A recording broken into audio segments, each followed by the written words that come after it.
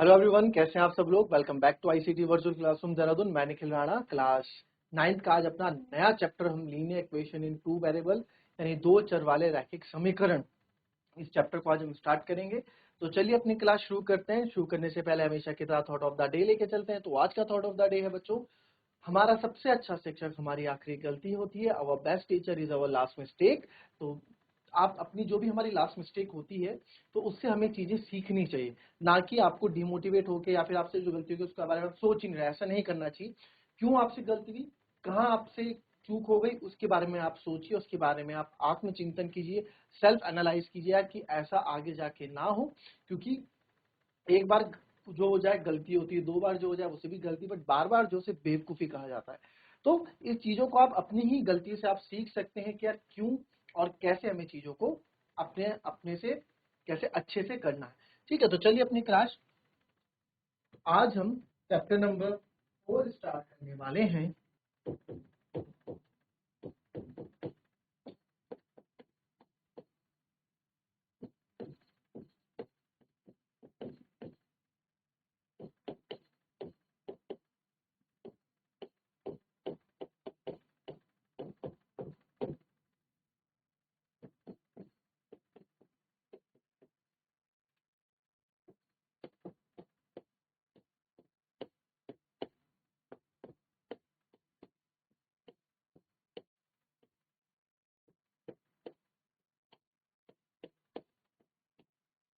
दो चर वाले रैखिक समीकरण। ठीक है, क्लास 8 में हमने पढ़ा था linear equation in one variable, एक चर वाले रैखिक समीकरण। जैसे कि थोड़ी चीजें हम एक बार रिमाइंड कर देते हैं कि क्या क्या हमने पढ़ा था। जैसे कि A B C X Y Z and so on, इसको हम कहते हैं वेरिएबल्स यानी कि चर। ठीक है, फिर हमारे पास नंबर जो भी आते हैं 1 2 3 10 -10 -15 सो ऑन, ये होते थे -5, है ना, 100 एंड सो ऑन, ये होते हैं कांस्टेंट्स जिनको कहते हैं अचर। ठीक है, फिर आपको बताया था अगर हो चाहे x+3 = 10, x+3 है और इधर है x+3 = 10, तो इन दो में भी अंतर है। दिस इज एक्सप्रेशन, ये हमने पढ़ा हुआ है, ये बस आपको रिमाइंड कराया जा रहा है। This is equation. ठीक है, समीकरण। ठीक है, एक्सप्रेशन व्यंजक, आइए इक्वेशन यानी समीकरण हो। अब linear equation in one variable अगर मुझे करनी है तो मैं लिखता था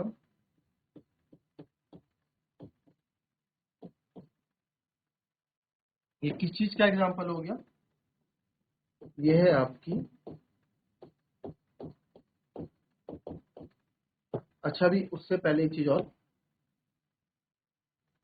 रह जाती है, x² + 5x + 10।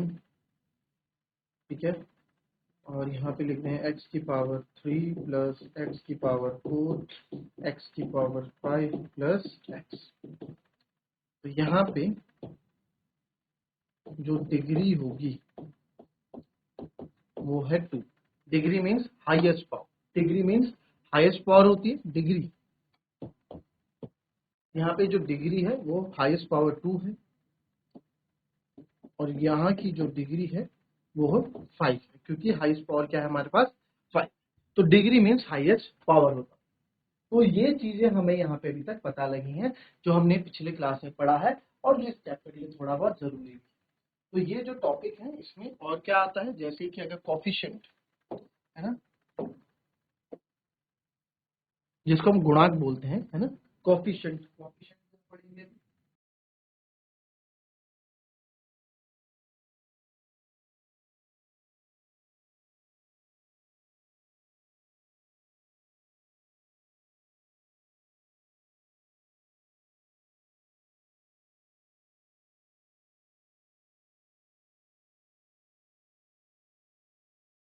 ठीक है, फिर आ जाते हैं कोफिशिएंट में। जैसे कोफिशिएंट ऑफ एक्स हमें निकालना है किसका, 32x square plus 5x plus 3। तो कोफिशिएंट ऑफ x क्या हो गया 3। x के साथ जो जुड़ा है उसको हम बोलेंगे कोफिशिएंट, सॉरी x के साथ कौन है 5 है, तो x का कोफिशिएंट कौन हो गया यहाँ 5 हो गया, गुणांक जिसको हम बोलते हैं। ठीक है, कोफिशिएंट मतलब गुणांक, ये हो गया। ठीक है, ये हमने क्लास 8 में पढ़ी है ये सब चीजें। फिर अगर यहाँ पे एक और लिख दें हम y square minus y plus 3। ठीक है, आपसे पूछा कोफिशिएंट ऑफ y, तो क्या होगा माइनस का 1, क्योंकि y के आगे कुछ नहीं है, माइनस का 1 है। आपसे पूछा कोफिशिएंट ऑफ y क्यूब, तो y क्यूब के आगे क्या है, कुछ नहीं है, तो 1। y क्यूब का कोफिशिएंट क्या हो गया 1। तो ये सब हमने क्लास 8 में चीजें पढ़ी है, इसको पहले नोट कर लो फिर आगे।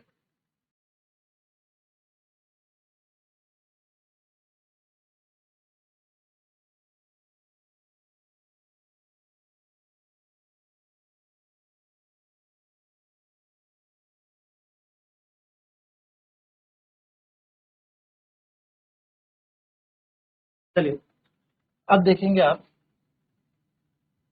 अगर मैं लिखता हूँ x प्लस 4 इक्वल्स टू 10, तो ये क्या है, आप बोल सकते हैं sir this is linear equation, क्योंकि इसकी हाईएस्ट पावर 1 है तो उसको हम लीनियर बोलेंगे, जिसकी हाईएस्ट पावर 2 होती है उसको क्वाड्रेटिक बोलेंगे, जिसकी हाईएस्ट पावर 3 होती है उसे क्यूबिक बोलेंगे। सिखा रखा है last, linear equation in one variable, यानी कि एक चर वाले रैखिक समीकरण। तो एक चर वाले रैखिक समीकरण, तो एक चर वाले रैखिक समीकरण है x प्लस 4 बराबर 10। तो यहाँ पे एक ही वेरिएबल यूज हो रहा है और वो वेरिएबल वो चर क्या है, केवल x। तो that's why it is linear equation in one variable. अब मैं यूज कर लेता हूं यहाँ पे, अगर हम यूज करते हैं x plus 2y equals to 10, ठीक है, x plus 2y equals to 10, तो ये क्या हो गया, दिस बिकम, अभी again this is linear equation क्योंकि इसमें हाईएस्ट पावर हमारे 1 ही है, तो अगेन ये लीनियर इक्वेशन ही होगी, बट इन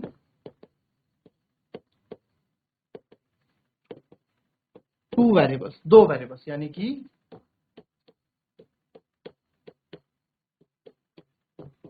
दो चर वाले रैखिक समीकरण। तो ये होंगे आपके दो चर वाले रैखिक समीकरण। तो ये हमारे क्या हो गए, दो चर वाले रैखिक समीकरण। तो ठीक है, ये भी हमें पता लग गया सर, दो चर वाले रैखिक समीकरण। अब इसमें कुछ चीजें और जानने लायक हैं, जैसे कि हम linear equation in one variable मैंने x प्लस 4 इक्वल्स टू 10 ली, तो मुझे x की वैल्यू अगर निकालनी होती थी तो 10 4 उधर जाके माइनस हो जाता था, तो x बराबर आ गया। वैसे ही मैंने लिख दिया 3x प्लस 5 इक्वल्स टू 8, तो यहां से मुझे x की value 3x equals to 8 minus 5, 3x बराबर 1, 3 से 3 कट जाएगा 1। तो आप देख रहे हैं कि यहाँ पे x की केवल एक ही वैल्यू संभव है, यहाँ भी x की केवल एक ही वैल्यू संभव है, यूनिक सॉल्यूशन है ना, एक वन सॉल्यूशन। तो हमें क्या मिलता है,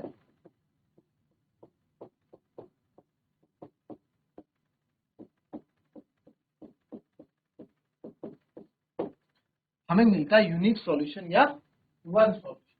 हमें इसमें हमेशा एक ही सॉल्यूशन देखने को मिलता है, एक सॉल्यूशन है, यूनिक सॉल्यूशन है, दैट्स इट। ठीक है, बट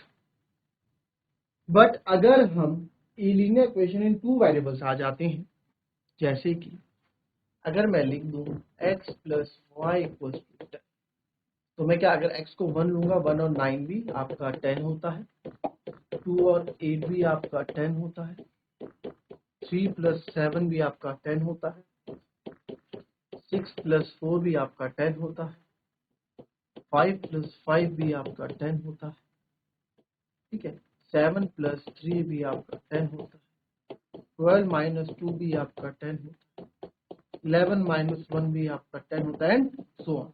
तो कितने सॉल्यूशन निकल रहे हैं एक्स वाई के? एक्स और वाई की दो दो वैल्यूज निकल रही है, और इनफाइनाइटली मैनी सॉल्यूशन हम यहाँ पे निकाल सकते हैं।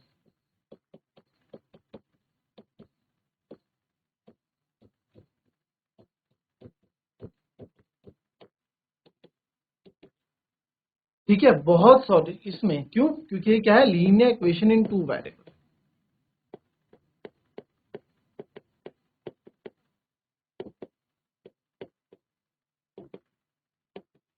तो linear equation in two variable क्या होगा, इनफिनिटली मैनी सॉल्यूशन निकल सकते हैं। मैनी सॉल्यूशन मतलब बहुत सारी वैल्यूज आपकी यहाँ पे निकल सकती हैं, ठीक है, बहुत सारी वैल्यूज आपके यहाँ निकल सकती हैं। ये भी आपका ये, और इसमें आपकी केवल एक ही वैल्यू आपकी निकलती है, यूनिक सॉल्यूशन, ठीक है। तो पहले इसको आप लिखें, इतना लिखें, फिर आपको आगे नोट करना, नोट करें, उसके बाद फिर आगे।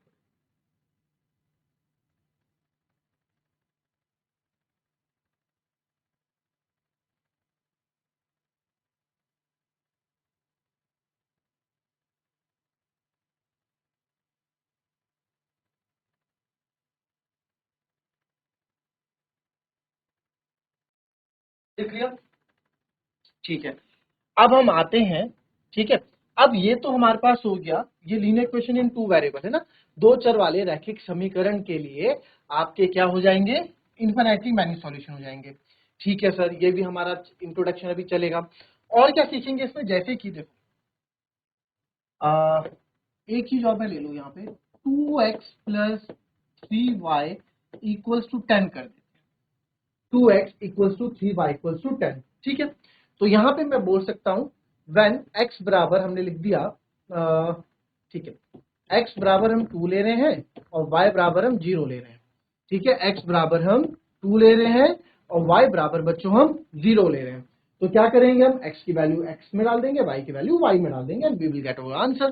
तो 2 x की जगह आप क्या रखोगे 2 एंड 3, y की जगह आप 0, ठीक है। या फिर ऐसा करो, इसको पहले एक चीज और समझो, ये समझने से पहले आपको एक चीज और समझनी पड़ेगी, y की जगह भी आप 2 रखो, ठीक है, y की जगह भी 2 रखो, तो देखो कुछ भी फर्क नहीं है, यहाँ पे 2 रख दिया, तो 2 2 जा 4, 3 2 जा 6, और ये हमें क्या मिल गया 10। तो यानी कि x और y पे, x पे जब आपने 2 रखा, y पे आपने 2 रखा, तो मेरे को 10 मिल गया, यानी कि इक्वेशन सेटिस्फाई हो गई। एक चीज और लिख लेते हैं इसी में, अगर मैं x को रखता हूं 0, y को रखता हूं मैं यहाँ पे, ठीक है, नहीं, इसको ऐसा करो, x को रखता हूं 5 और y को रखता हूं 0, ठीक है, x को रखता हूं 5, y को रखता हूं 0, इसी में x को रखा 5 और y को रखा हमने 0, तो आप देखेंगे 2 5 जा 10, 3 0 जा 0, तो आप देखोगे फिर से 10 बराबर 10, यानी कि यहां भी इक्वेशन सेटिस्फाई होगी।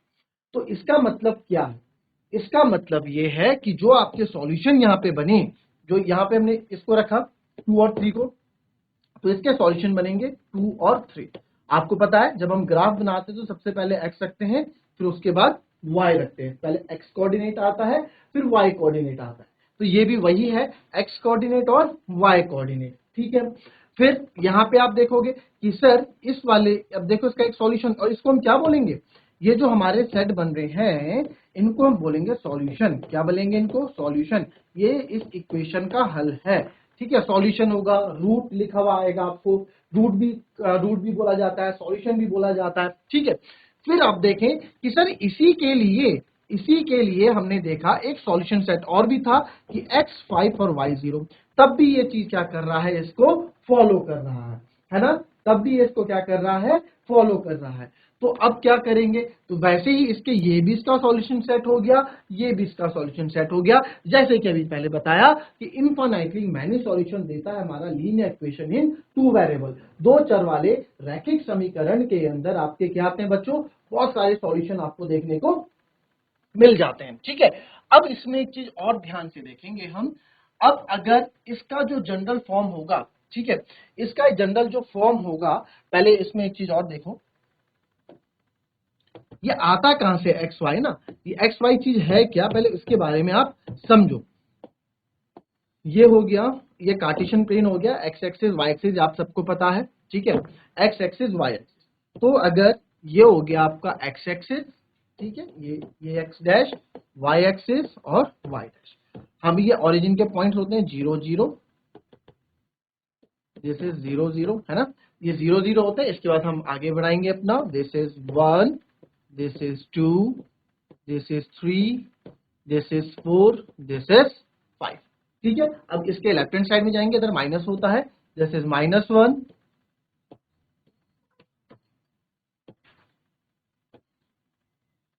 -1, -2, -3, -4।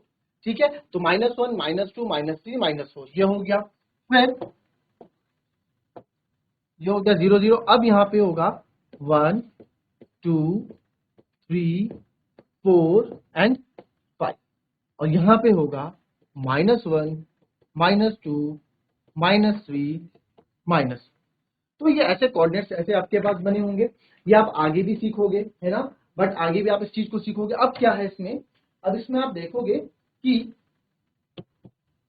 यहां पे आप देखेंगे, अब जैसे मैं कोई एक पॉइंट मान लू, हमारे पास है 2 एंड 3, 2 3 हमारे पास कोऑर्डिनेट है, इसको आपको इस कार्टेशियन प्लेन में दिखाना है, 2 और 3। तो 2 मैंने आपको क्या बताया, पहले वाला किसको दिखाता है, x को, दूसरे वाला दिखाता है y को। ठीक है सर, तो पहले वाला x को दिखाता है, दूसरा वाला y को।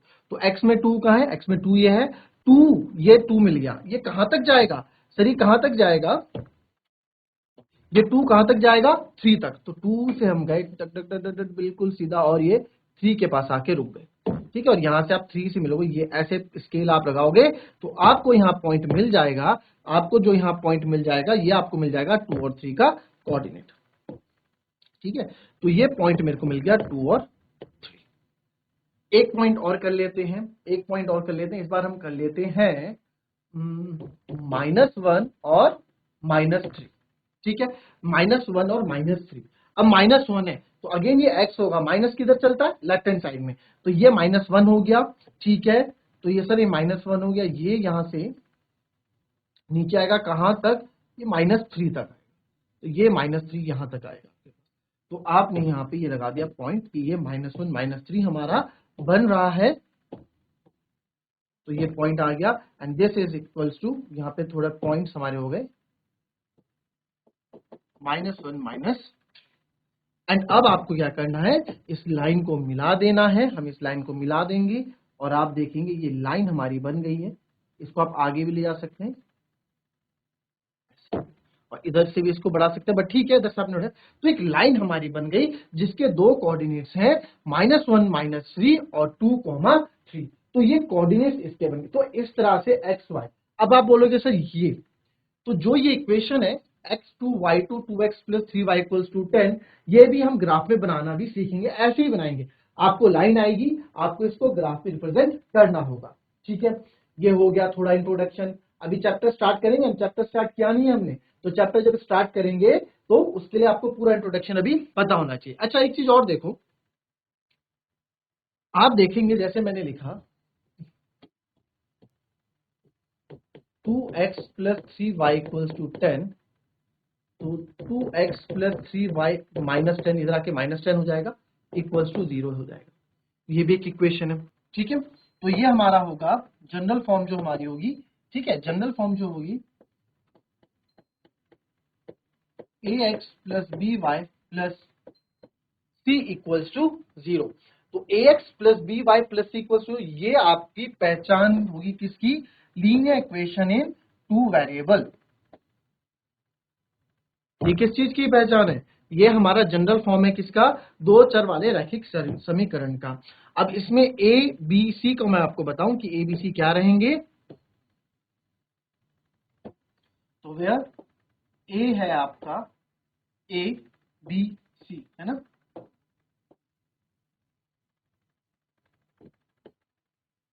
ये ऐसा करो ए बी और सी, ये आपके क्या होंगे, रियल नंबर्स, कांस्टेंट यानी कि वास्तविक संख्याएं और अचर, वास्तविक संख्याएं और अचर। ये वास्तविक संख्याएं भी होंगी, या वास्तविक संख्याएं बोलो या अचर बोल लो, इस फॉर्म में आपको दिखेंगी। ठीक है, कुछ भी हो सकता है। और यहाँ पे अगर x और y की मैं बात करूं, ये आपके क्या होंगे, वेरिएबल्स। ये क्या होंगे, वेरिएबल्स यानी कि चर। ठीक है, एक्स वाई वेरिएबल्स होंगे, और ये ए बी सी जो तीन है या रियल नंबर होंगे या कांस्टेंट, जो भी आप इसको बोलो, वास्तविक संख्या है या फिर अचर। तो यहां से आप देख पा रहे हो कि यहाँ पे दो वेरिएबल्स, दो चर आपको दिख रहे हैं, एक्स और वाई, इसीलिए इसको बोला जाता है, इसीलिए इसको हम बोलेंगे, ये इसको इसीलिए हम, ये किस चीज का है, linear equation in two variables. ठीक है, जिसको हम बोलेंगे दो चर वाले रैखिक समीकरण। ठीक है, तो ये हो गए आपके दो चर वाले रैखिक समीकरण। रैखिक क्यों है, लीनियर क्यों है, आपको मैंने बताया है। हमने जब पॉलिनोमियल पढ़ा था तब भी बताया था, अभी भी बताया, रैखिक यानी कि देखो इसके यहाँ इस किसी भी इक्वेशन में आपको कोई घात नहीं दिख रही है, वन वन सबकी पावर वन है। अगर किसी की भी हाईएस्ट पावर टू हो जाए तो वो क्वाड्रेटिक इक्वेशन बन जाएगा, जो आप क्लास 10th में पढ़ोगे। ठीक है, किसी की हाईएस्ट घात तीन हो जाए तो वो क्यूबिक पॉलिनोमियल हो जाएगा, क्यूबिक इक्वेशन रहेगी, वो आपके सिलेबस में नहीं है। ठीक है, तो हम अभी लीनियर ही पढ़ रहे हैं, इससे रैखिक बोलेंगे। तो इसका एक एग्जांपल भी अगर आप देखेंगे, तो एग्जांपल अगर मैं बोलूं जैसे कि 6x + 4y + 5 = 0, तो ये हो गया। ठीक है, ये क्या हो गया इसका इक्वेशन। अच्छा, इसका ये भी हो सकता है 7x + 3y - 10 = 0, तो ये क्या है, -10। तो यहाँ पे a तो हो गया 7, b हो गया 3 और c हो गया -10। ऐसा नहीं नंबर प्लस में ही रहेंगे, हमें कभी कभार माइनस में भी आपके नंबर आपको देखने को मिलेंगे। तो इट डजंट मीन कि आपको चीजें एक जैसी हमेशा मिलेंगी। ठीक है, इसको नोट कर लीजिए आप, ये आपके भी इंट्रोडक्शन चल रहा है, जब चैप्टर हम स्टार्ट करेंगे तो अभी काम आएगा आपके। इस क्लास के बाद एक क्लास आपकी क्लास है, उसके बाद फिर से आपकी मैथ्स की क्लास है, तो उसमें अपना चैप्टर स्टार्ट करेंगे। ज्यादा ज्यादा 3-4 दिन में ये वाला चैप्टर खत्म हो जाएगा। तो अभी वक्त है, आज चैप्टर स्टार्ट हो रहा है, इसको नोट कर लो, अभी आगे काम आएगा।